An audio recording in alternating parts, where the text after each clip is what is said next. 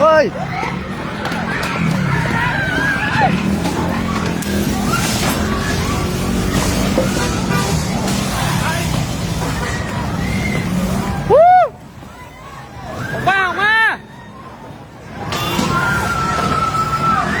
ถอดเสื้อถอดเสื้อถอดเสื้อถอดเสื้อออกแกะเสื้อออกไอ้ถอดเสื้อออกแกะเสื้อออกแกะเสื้อออก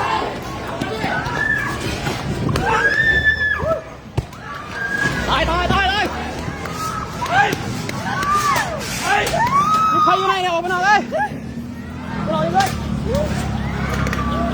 เฮ้ยอะไรอ่ะอะไรเนี่ยเฮ้ยอะไร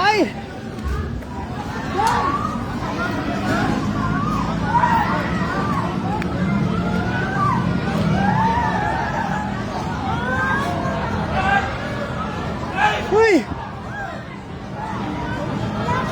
อะไรนี่ยังมีใครอยู่ข้างในไหมน่ะเฮ้ย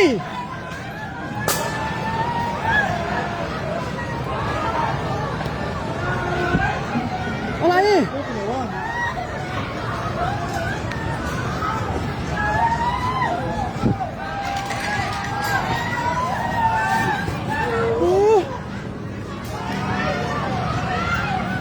ทุบกระจกเข้าไปดูคนนี่ออกมาก่อน